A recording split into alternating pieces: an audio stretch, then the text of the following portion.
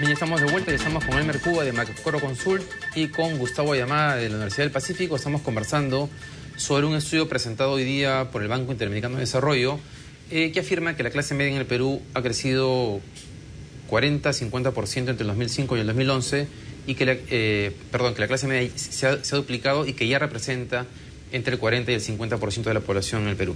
Gustavo y Elmer han estado de alguna manera criticando esta cifra con algunos ejemplos, y yo quería ir al gráfico sobre la tasa de crecimiento del ingreso per cápita por deciles. Ya ellos nos van a explicar qué es decil para que usted no se asuste y no se vaya a ir tan rápido. Vamos por favor con ese cuadro de la tasa de crecimiento de los ingresos. Son los dos últimos gráficos. Ajá. Ese es el de paridad de poder de compra, ¿no es cierto? Ok. Gustavo, explícanos. Sí. El ingreso de un país se puede dividir en 10 deciles, 10%, ¿no? De población. De la población, desde la más pobre, ¿no?, que estaría en el decil 1, hasta la menos pobre o la más rica, que sería el decil 10. ¿Ok? Entonces, este gráfico es muy útil para entender un poco esta dinámica, si el crecimiento es pro pobre o no. Han habido otras épocas en el Perú y en muchos países del mundo donde estos ingresos no han crecido parejamente para todos. Si crecen parejamente para todos, se diría que el crecimiento es neutral y es bastante bien distribuido entre todos los deciles. Si la tasa de crecimiento es mayor en los primeros deciles, se puede afirmar que en este caso el crecimiento es pro pobre, porque los deciles más bajos de ingreso están teniendo una tasa de crecimiento mayor que los deciles más altos, y eso es un poco lo que refleja este gráfico. O sea, refleja que es pro pobre y también pro clase media. Efectivamente, como dice claro, el banco. Exactamente. Porque la clase media, ¿qué va? ¿Del decil 3 o 4 hasta el 7 o...?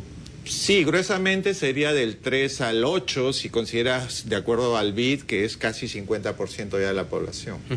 Vamos al siguiente gráfico, que es el último, por favor.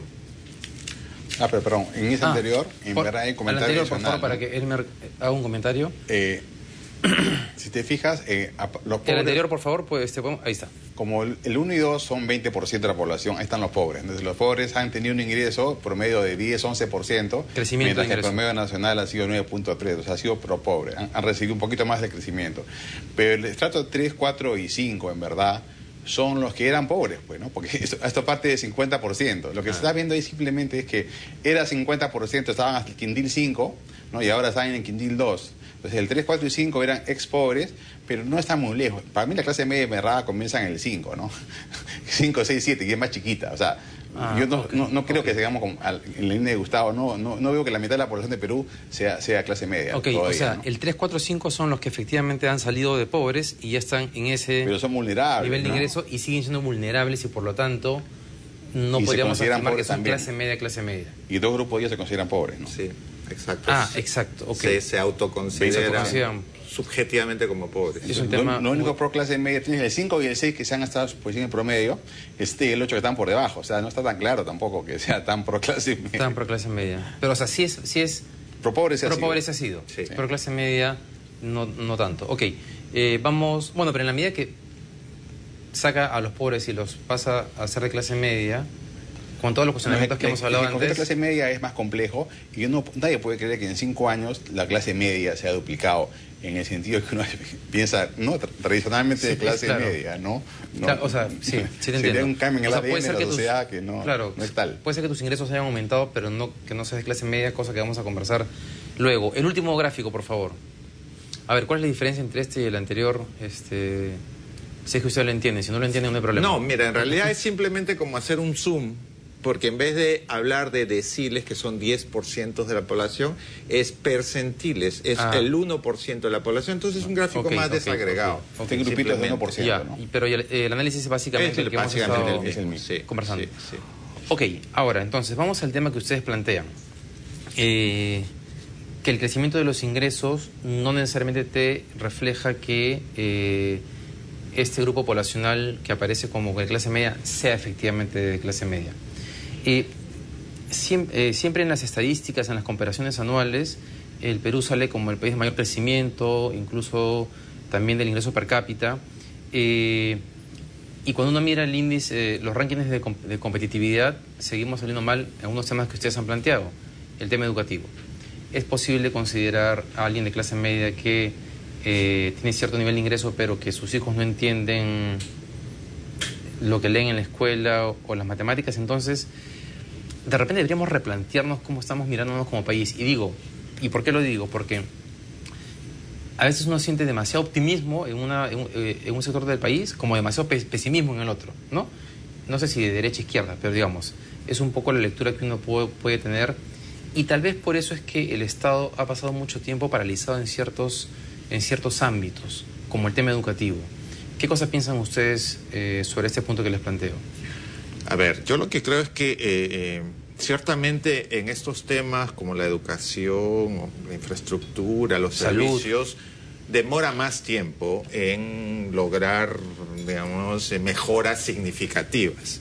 Eso indudable. Es más fácil aumentar el PIB per cápita y el consumo en 5 o 10 años que mejorar dramáticamente los índices de comprensión de lectura o de aprendizaje. Eso es indudable. Sin embargo, lo que sí a mí me causa cierto escepticismo o pesimismo o frustración es que, por ejemplo, en estos índices de comprensión de lectura o de razonamiento matemático estamos estancados prácticamente. Hace 5 años que este índice de utilización de las matemáticas básicas en los chicos está en 12, 13%. Ya han pasado 5 años. Entonces, ahí hay temas donde creo que no le estamos poniendo suficiente punche como país, que son los temas que van a definir si esta clase media se consolida o vuelve a retroceder. Ese es un poco el punto. Elmer.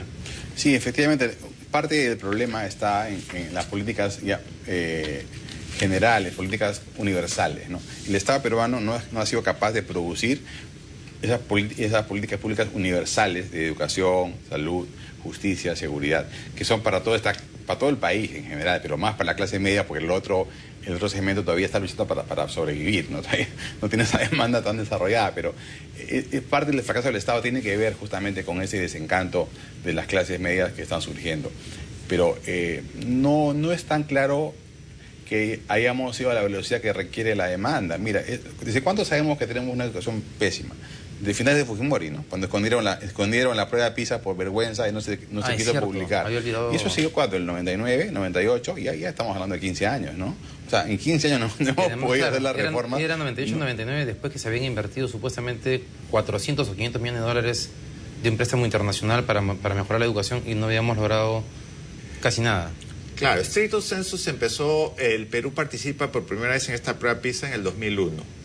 Pero ya son más de 10 años y no hay mejoras significativas.